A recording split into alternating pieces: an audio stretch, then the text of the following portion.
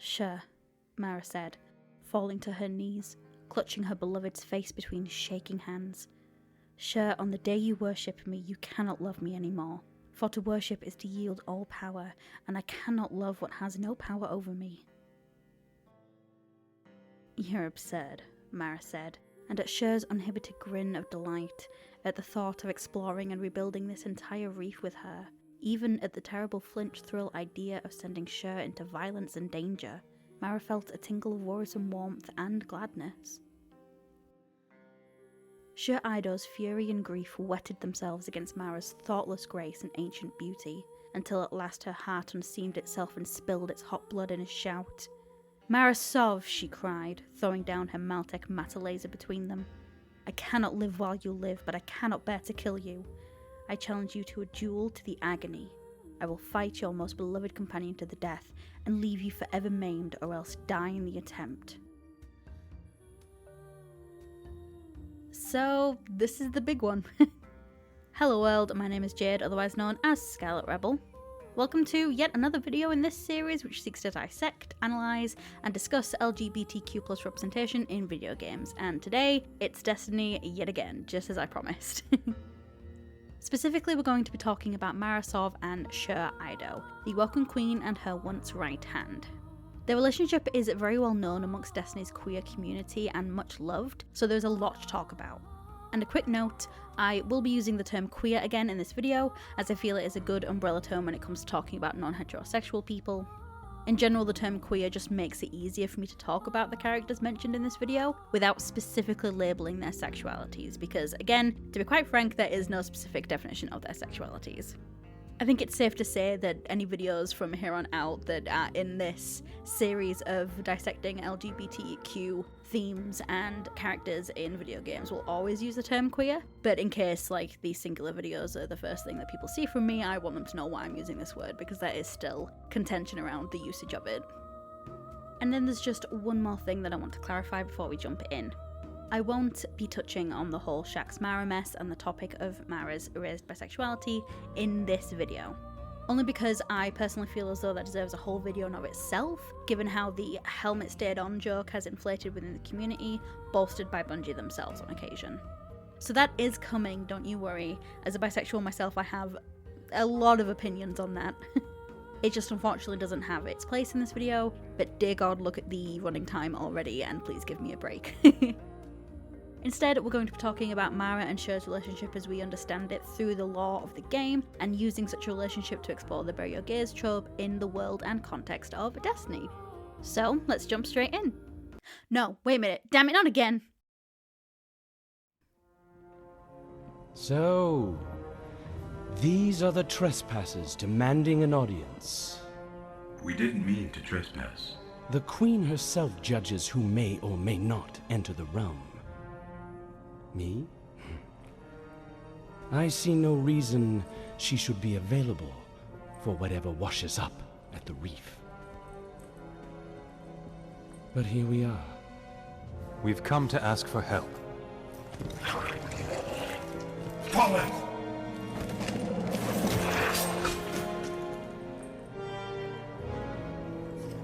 It is afraid of the fallen. It does not understand these ones are mine.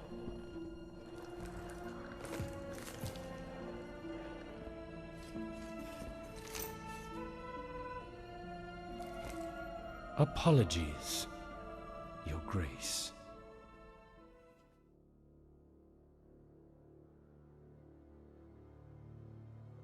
Mara Sov was introduced in the first Destiny game, about halfway through the campaign when the Guardian was told by the Exostranger to seek out the heart of the Black Garden.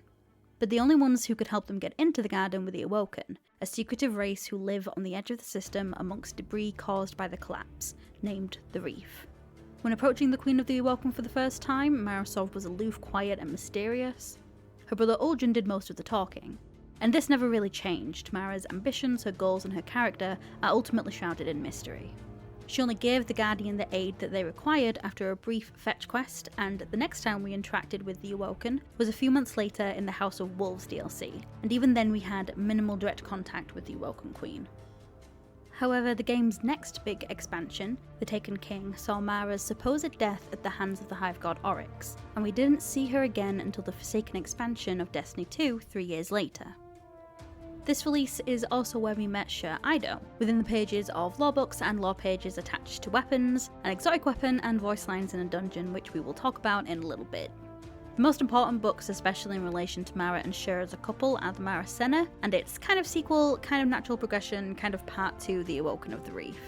The Mara Senna isn't just Mara's story, as the name would imply, but it also details the story of the birth of the Awoken. And The Awoken of the Reef continues that story, literally picking up where the Mara Senna left off, which I think is kind of cool. But before we unpack those lore books and this relationship, I need to touch on the Awoken's history so that I can accurately detail Sjur's introduction in the game and her connection to Mara. More specifically, how the Awoken were born and or created, and where they lived before they settled on the reef, so that I can detail how Mara and Sjur met.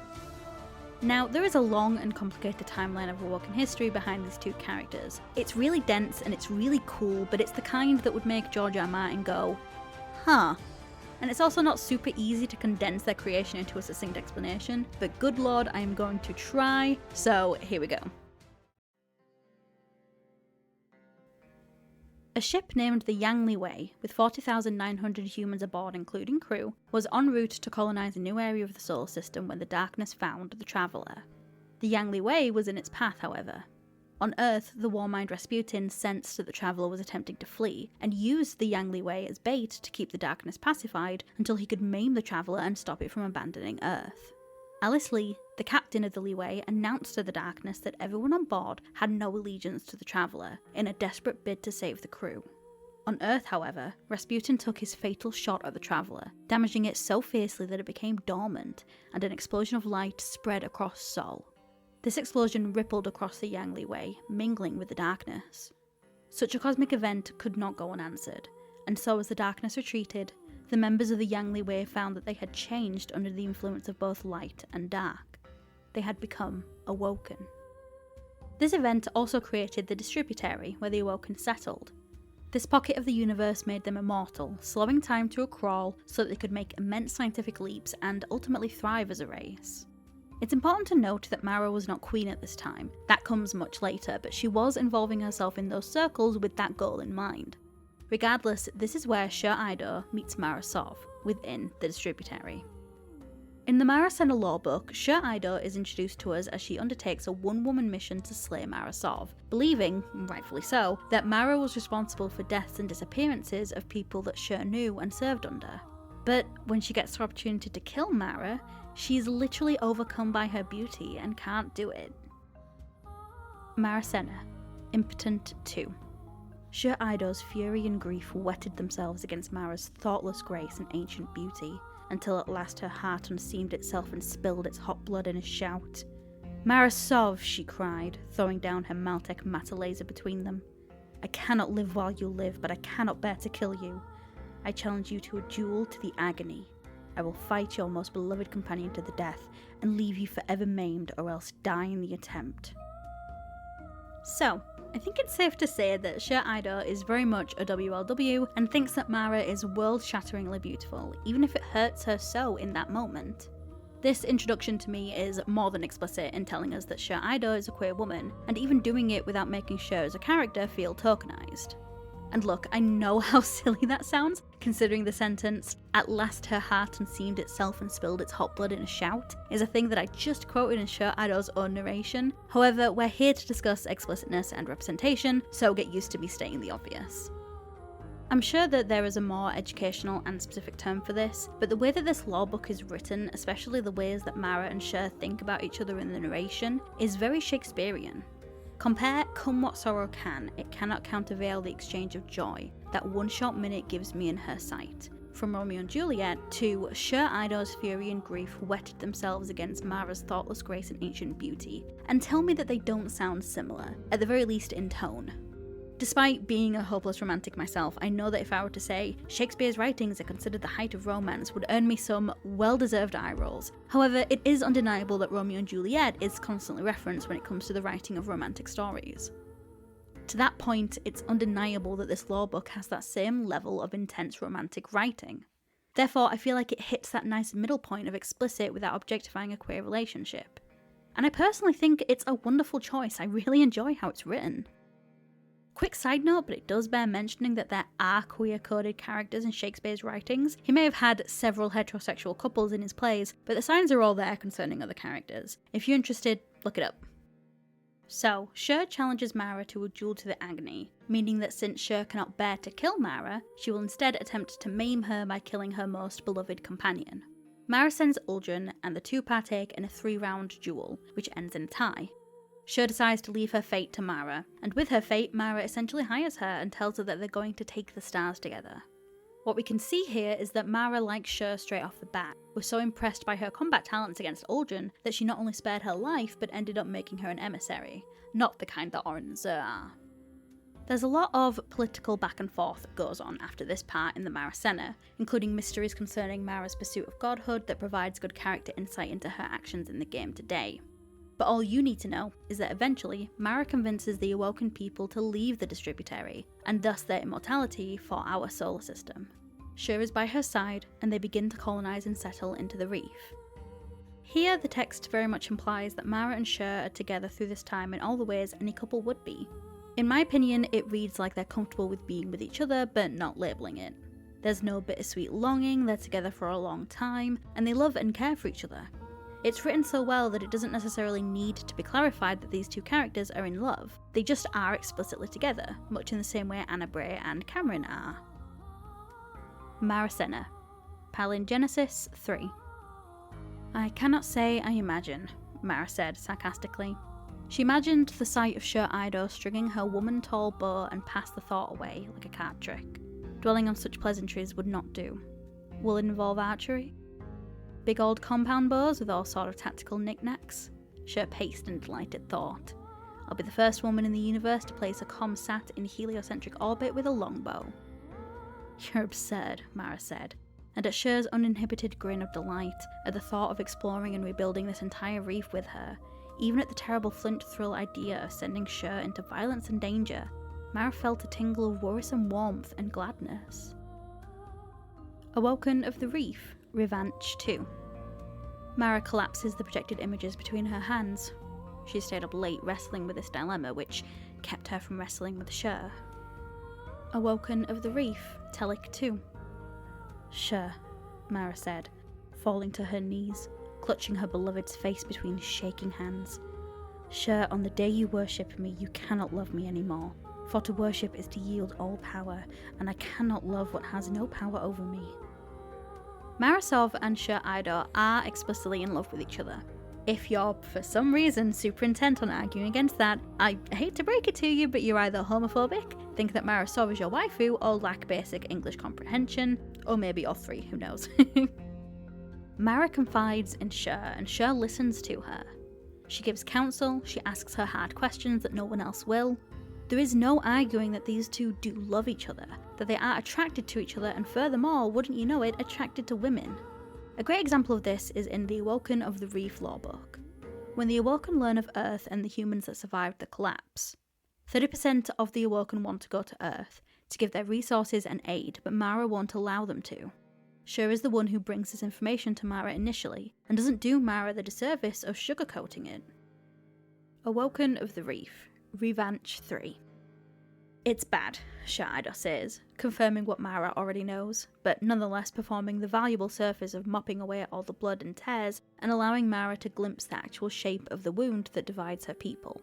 Not a literal wound, though she is right now, tending to Uldren's scar, tweezing tiny fragments of fallen metal out for analysis, but the rift in her reef, the schism now re-schismatic, as if the quake that split the Distributary Awoken from Mara's people is now firing off aftershocks. Mara fears her people leaving the relative safety of the reef, and Sjur knows this. To bring Mara's mind some peace, she asks instead about her brother Uldren, and even though Mara doesn't answer her questions honestly, Sjur is patient. She stays by Mara's side when a rift in their people forms, leading to a riot caused by those who wish to go to Earth. In the chaos, Mara gives them the opportunity to leave, and they go. Sjur continues to be at Mara's side even as they amicably split ways, described as a kind of happy push, as a friend might urge a beloved companion onward to a distant opportunity. and their days together were spent gladly. Mara is officially crowned queen, and Sjur becomes the first Queen's Wrath. But even still, in time, Mara takes Sjur to the side and admits to her everything she's done to get to this point, all in the pursuit of becoming a god.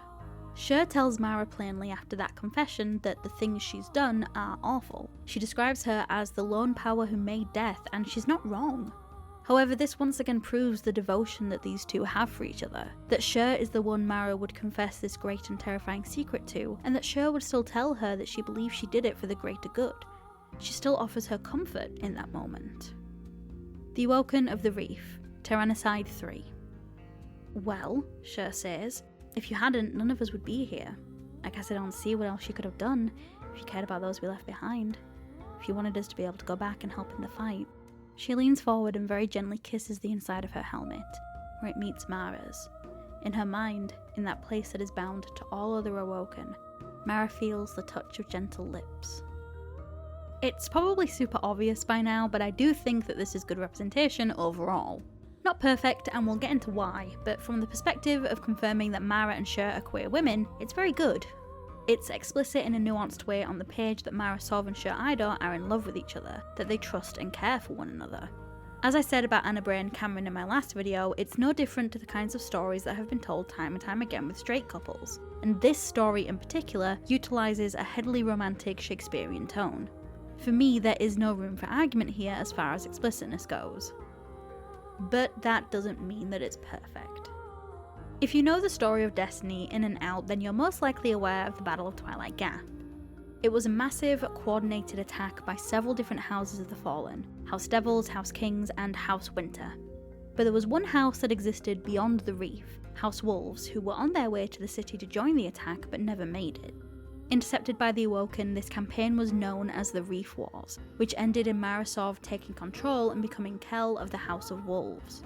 We are unsure of exactly how, but Sjur Eido dies during the Reef Wars. So, let's talk about Bury Your Gays.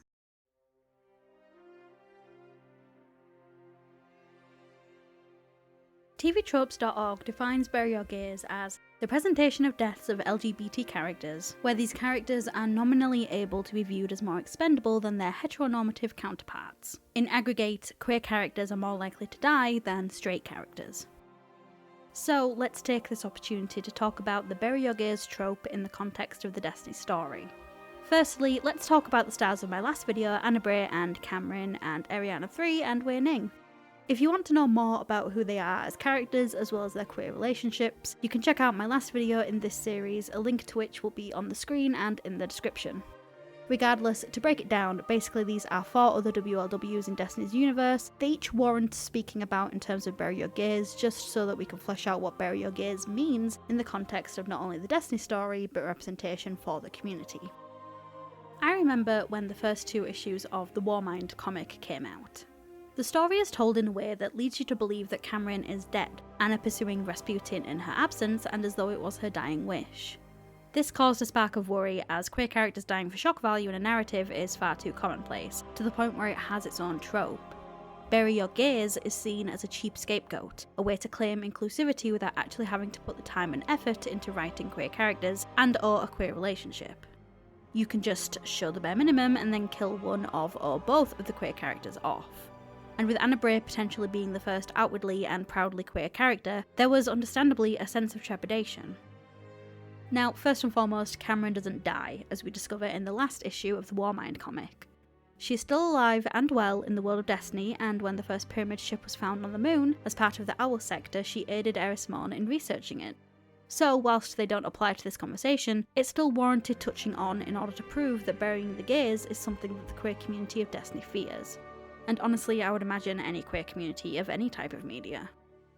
We also have to wonder if Ariana and Wei counts as gays being buried, since they are long dead when the Guardian first arrives in the game. And if they don't count, then why? And of course, our titular couple Mara and Sjur, as the latter half of the couple dies during the interconnected narrative arc of the 2 lore books and the lore pieces that they are featured in. In differentiating all these queer characters' deaths, we will be able to discern what counts as burying your gays and what doesn't. But I will say this before we dive in. It depends on personal interpretation and, most importantly, the context. A really cool essay that I found on the subject of Bury Your Gays is by Haley Hulan, a graduate teaching assistant at Northern Michigan University and English MFA. In this brilliant essay that I will leave a link to in the description if you'd like to read it in full, which I would highly recommend, they discuss the history, usage and context of the trope by using new historicism to examine works such as The Picture of Dorian Gray, The 100 and Rent. Now, I promise you we're not going to go too off topic. However, when talking about Rent, Hulan says that the musical is peppered with controversy, and its reception both inside the LGBTQ+ community and out has been mixed at best. Accusations of plagiarism, tokenism, and even a kind of fake performative representation have been bandied about for years. But Hulan argues that Rent's handling of killing queer characters is not in fact irresponsible, or in line with the Bury Your Gays trope.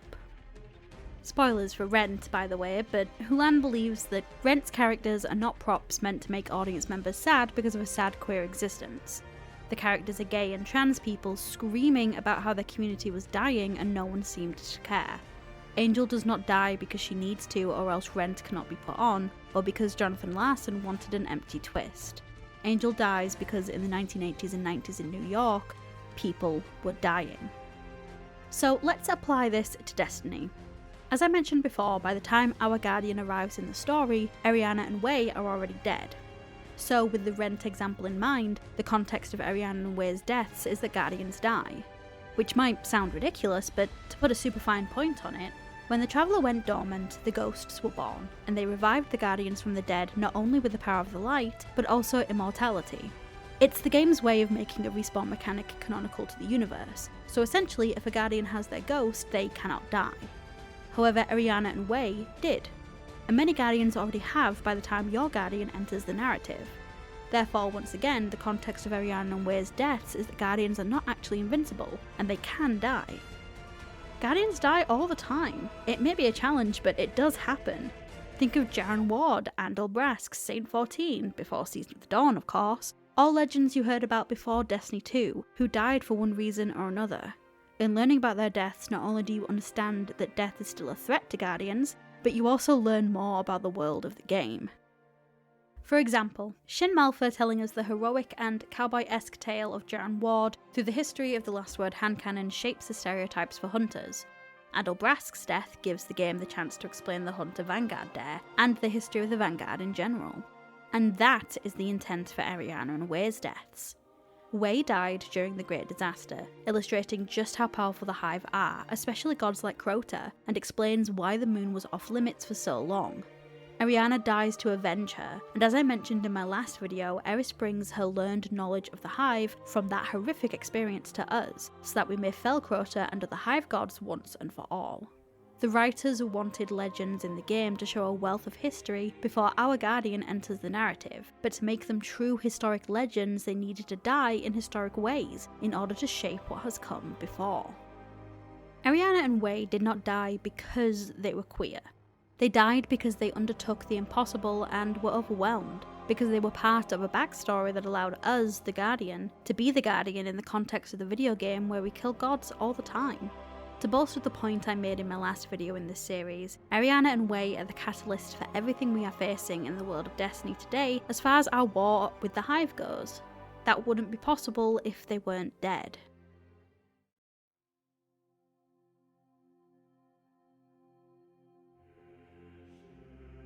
So, it's finally time to discuss if Sjur Eido counts as a buried gay. Firstly, based on the analysis of Ariana and Wei, did Sjur Eido need to die? Did it serve the narrative? Well, Sjur Eido was introduced in 2 lore books. 3 if you count the Dreaming City lore book, but that book is mostly snapshots, not a connected narrative, we'll touch on it in a second, and through 2 weapon lore tabs during the Forsaken DLC. She was introduced as Mara's love interest. We don't necessarily learn more about the history of the Awoken through Sjur specifically, which is very important, aside from who the Queen's Wrath was before Petra Venge. If you were to take her out of the lore books, they would still be readable. They would still be the history of the Awoken. Even so, there is an argument to be made that without a romantic interest, Mara wouldn't have admitted anything or had these personal conversations with Sjur about herself, thus giving us an insight into Mara as a character.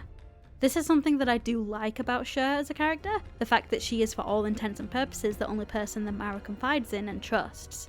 However, that does still reduce her to a romantic interest and therefore potentially a buried gay. I will say though, Sjur Eido is a really cool character. She's funny, she's strong, she's loyal, determined and unwavering. She does stand on her own as a person, and she has been explored as an individual sans Mara. We see it with the way she introduces herself to Mithrax in the Dreaming City lorebook that I mentioned, to when she met Shax for the first time, to how she interacts with Orin before she became the Nine's emissary in the Ecdesic? In the Ecdesis lorebook. It's my favourite lorebook and I can't even pronounce it right. She is a fully realised character, so does that then save her from the dreaded gay burial? At this point, I'd say it's up to personal interpretation. You might think that creating a queer woman just as a romantic interest to shed light on another character is tokenism, especially if they die without making a significant impact on the narrative, and importantly, that would count as burying your gays. Or you might think that it's a good inclusive step that the romantic interest that Bungie decided to create for Mara Sov to confide in is a queer woman. And it makes Mara Sov a queer woman also, this character that we've known since the first game.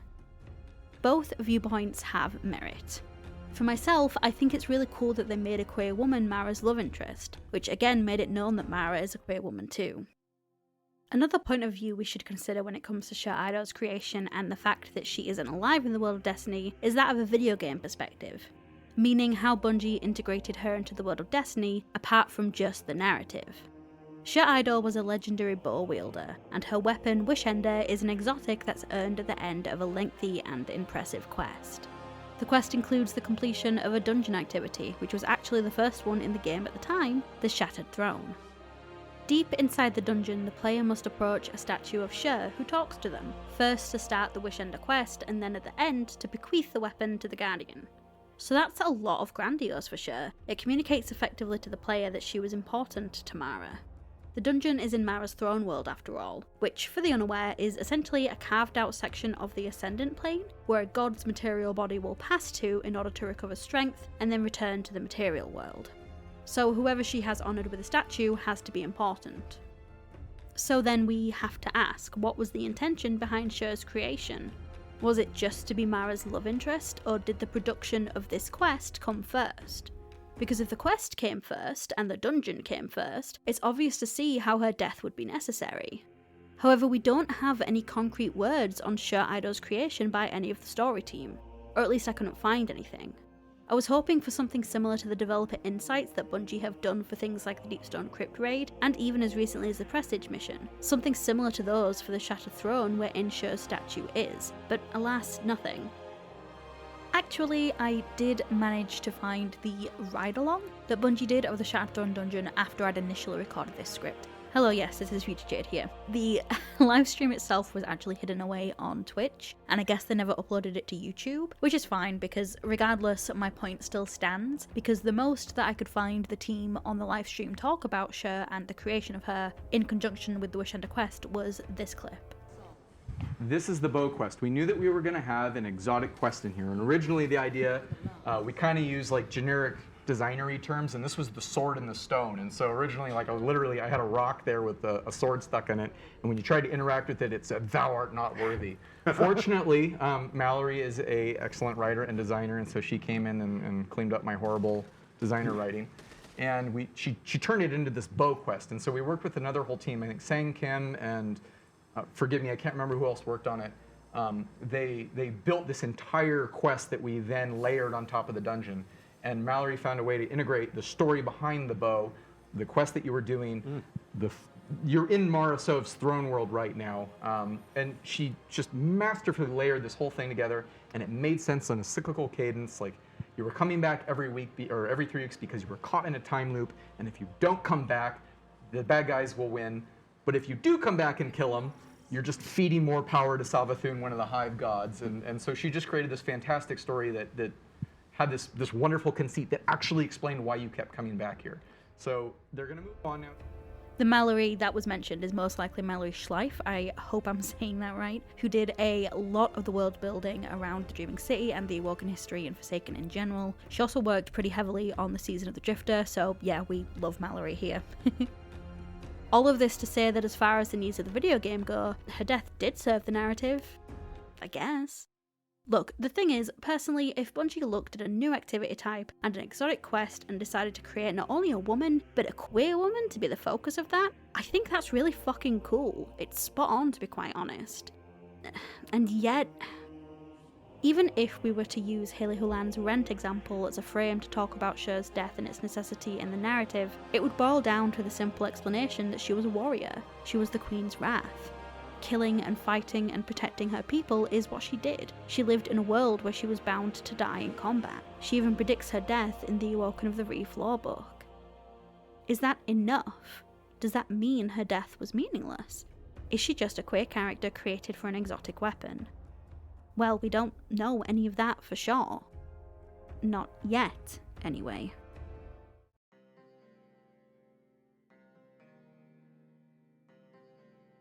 Forsaken, Sleepless Rocket Launcher lore card.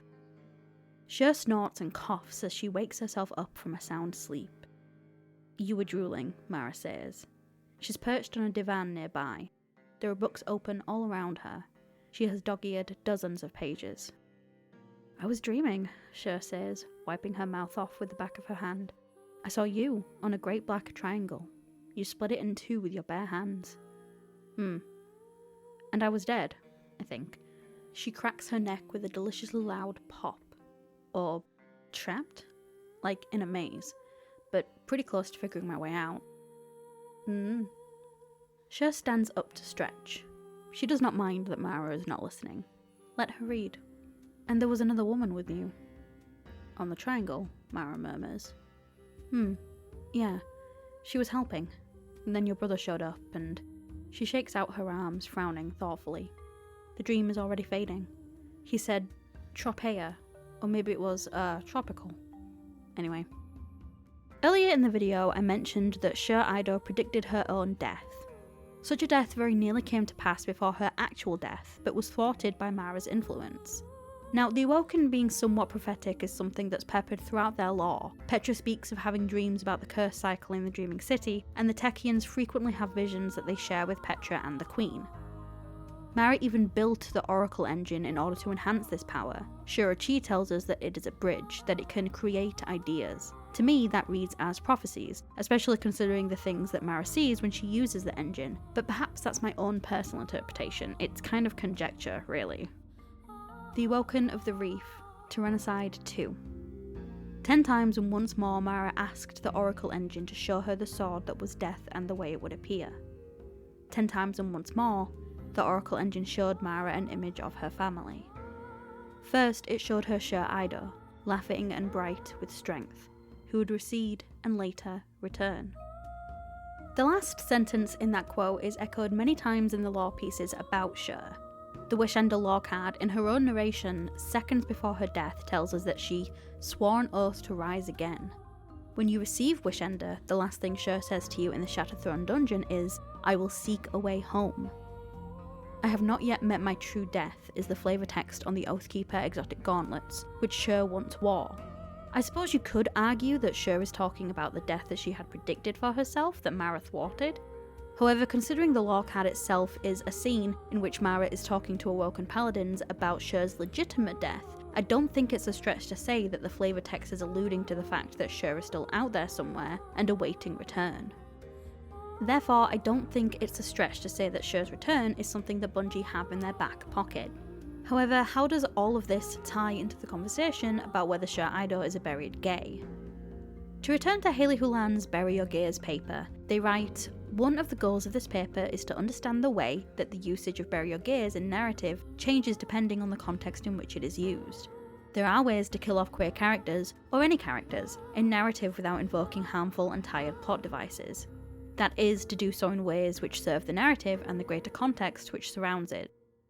So, focusing on the potential return of Sjur Eido, if/when it happens, it must mean something. As Hulan says, it must serve the narrative and the greater context that surrounds it. It must have meaningful consequences or affect the world and narrative of Destiny in a big way. Otherwise, I fear that Sjur's death will remain meaningless. At its height, she'll be a legendary character who talks to you in a dungeon, gives you an exotic weapon, and was Mara Sov's lover. And dare I say it, for me it's not enough. And to be clear, I mean that wholly in the context of the bury your gays trope. Sjur and Mara are explicitly in love, and I stand by that. I have no criticism of their queerness in the game, the way it's written, or anything like that, as I believe it's as explicit as it can be without being tokenized. The one thing that undermines their queerness is the helmet stayed on joke, which is where Sjur's death doesn't sit right with me, outside of the context of the bury your gays trope. The way that joke has inflated in the community massively undermines not only Sjur as a character, but also Mara Sov's queerness, which I will talk about more in a future video.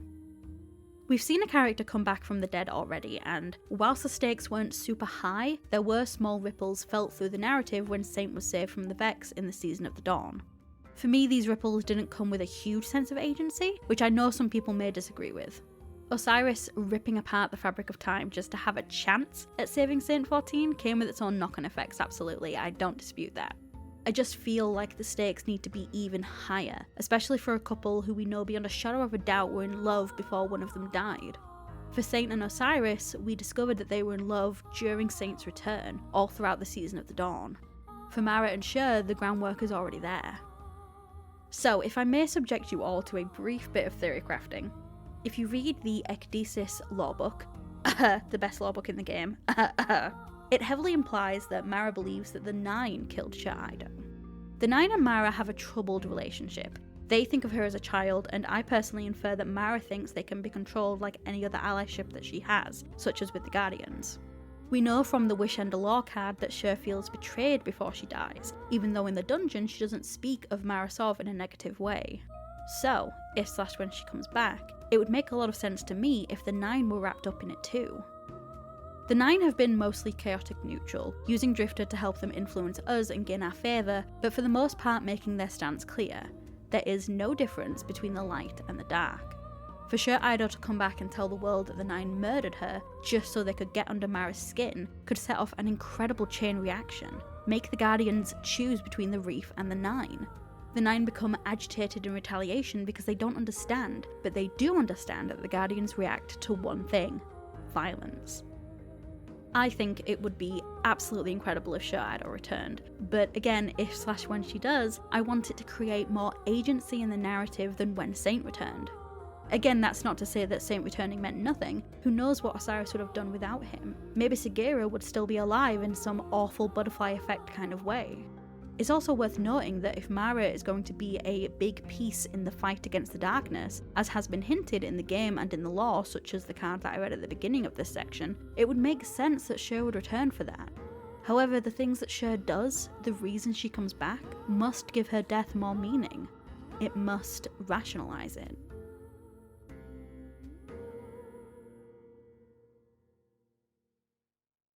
So what are my overall thoughts at the end of all of this? Well, firstly, I do wholeheartedly believe that burying your gays is just not in Bungie's DNA. It just isn't, at least not maliciously. The aim of this video was to explore the bury your gays trope in Destiny through the lens of Mara and Sjur. And even with the conclusions I've come to, I still don't think that Bungie are doing anything malicious towards their queer characters. It just felt important to talk about because of how often queer characters are buried, and how loud and proud the LGBTQ+ community is in Destiny. I'm sure all of us can name an instance in a piece of media we've loved where we've witnessed a queer character dying for what felt like nothing more than shock value. To that point though, it's important to say that Bungie have never done that. In Hulan's essay they conclude, "Straight authors using the trope as spectacle often use the trope irresponsibly. They do so claiming ignorance to not only the existence of the trope itself, but also to its negative effects." Not only have Bungie never partook in this, there's also a lot of inclusivity in Bungie as a company. Many of their employees, especially those on the narrative team, are queer. Destiny's queer characters are not used for spectacle. They aren't punished for their queerness or retroactively made queer in order to claim a false allyship. They are simply queer characters, and in the case of Mara and Sjur, there's a wealth of history behind them. With any luck and the understanding that Sjur Eido's story deserves the weight and gravitas of a lover come back from the dead, regardless of sexuality, much more of their story will soon be told.